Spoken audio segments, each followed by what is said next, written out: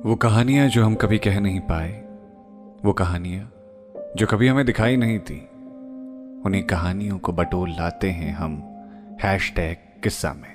Hello hi, मेरा नाम पंकज जीना है और आज हैशटैग किस्सा में जो किस्सा मैं आपको सुनाने जा रहा हूँ उसका हैशटैग है लड़की है ना वो।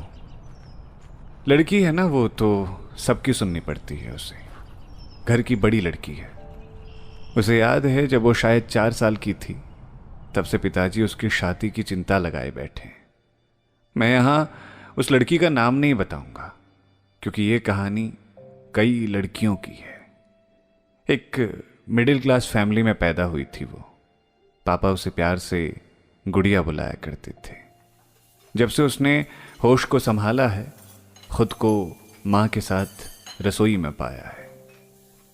उसकी माँ भी पहले शौक से रसोई में जाती थी, फिर उसकी आदत बनी और उसके बाद मजबूरी।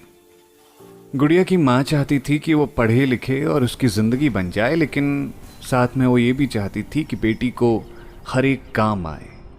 गुड़िया जब किसी के पाँव छूती तो हर कोई उसे यही आशीर्वाद देता कि वो खूब पढ़े लिखे और एक अच्छे घर में शादी करे। गुड़िया धीरे धीरे बड़ी हो रही थी और अब माँ बाबा ने उसे स्कूल भेज दिया। कुछ दिनों के बाद गुड़िया को पता चला कि उसका एक प्यारा सा भैया होने वाला है। गुड़िया खुश थी कि अब उसके साथ खेलने वाला उसका भैया होगा। कुछ वक्त बाद गुड़िया का भैया हुआ और अचानक से अब सब भैया को ही देखने लगे। गुड़िया की तरफ कोई ध्यान भी नहीं देता था। किसी को मतलब नहीं था कि वो स्कूल से आई है, उसने खाना खाया है या नहीं। रिश्तेदार, माँ बाबा, पड़ोसी सब गुड़िया को कहते, भैया का ध्यान रखा करो। गुड़िया इस बात से परेशान हो जाती। वो जानती थी कि भैया भी छोटा है, लेकिन वो भी तो छोटी थी ना। भैया जब रोता तो माँ और पापा उसे डांटने लगते। उन्हें लगता कि गुड़िया ने ही कुछ किया होगा, तभी उनका बच्चा रो रहा है। गुड़िया कुड़ने लगी थी इस बात से। कभी कभी वो माँ से कहती, माँ मैं भी तो छोटी हूँ ना।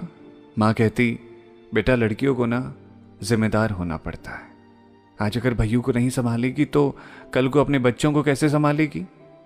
गुड़िया इस बात पर माँ से खूब लड़ती, लेकिन उसकी कोई नहीं सुनता था। लड़की थी ना, उसकी कौन सुनता। धीरे धीरे भैया बड़ा होता गया और गुड़िया के खिलौनों पर उसका अधिकार होता गया। कभी कभी गुड़िया जब अपने खिलौनों के लिए भैया से लड़ती तो माँ कह देती, तू बड़ी है ना, तू तो समझा कर। बेटा अगर त्याग करना भी नहीं सीखी ना तो कभी सीख नहीं पाओगी। गुड़िया के खिलौने छूट गए और उसने किताबों में मन लगा लिया। भैया को लड़ने के लिए कोई नहीं मिलता तो वो गुड़िया की किताबों की ओर झपटने लगता। गुड़िया हमेशा अपनी किताबें बचा लेती और एक दिन भैया ने चुपचाप उसकी किताब फाड़ दी। गुड़िया ने देखा तो वो गुस्से में आ गई। उसने भैया के मुंह पर एक थप्पड़ मार दिया। भैया रोने लगा। उसने एक और थप्पड़ मार दिया। पिताजी ने शोर सुना तो वो दौड़कर बच्चों के कमरे में आए और भैया को रोता देख उन्होंने पूछा, क्या हुआ। भैया रोते रोते बोला, दीदी ने मार दिया मुझको। पिताजी ने जब ये सुना तो बिना वजह जाने उनका हाथ गुड़िया के गाल पर पड़ गया। अब तक माँ भी आ चुकी थी। फटी किताब और रोते बच्चों को देखकर वो सब समझ गई। वैसे माँ पिताजी के सामने कुछ बोलती नहीं थी, लेकिन उस दिन उसने गुड़िया को अपने आंचल में छिपा लिया और पिताजी से लड़ गई। उस दिन के बाद गुड़िया पर किसी ने हाथ नहीं उठाया। उसकी माँ ढाल बनकर उसके साथ खड़ी हो गई। वो लड़की थी ना, इसीलिए सही गलत समझती थी। वक्त तेजी से आगे बढ़ता गया और गुड़िया एक नौकरी में अफसर हो गई।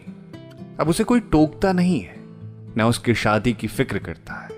वो अब अपने माँ बाबा का सहारा हो गई है और माँ बाबा उसको प्राउड डॉटर कहते हैं। रिश्तेदार तो अब भी वैसे ही हैं और पड़ोसी तो खैर पड़ोसी ही होते हैं। दुआ है हर गुड़िया अपने सपनों को पूरा करे और उसका साथ देने को उसके अपने उसके साथ खड़े रहे। तो ये था आज का हैशटैग किस्सा। उम्मीद है ये किस्सा आपको पसंद आया होगा और आपको ये किस्सा कैसा लगा ज़रूर बताइए। फेसबुक और इंस्टाग्राम पे पंकज जीना के नाम से मैं आपको मिल जाऊंगा।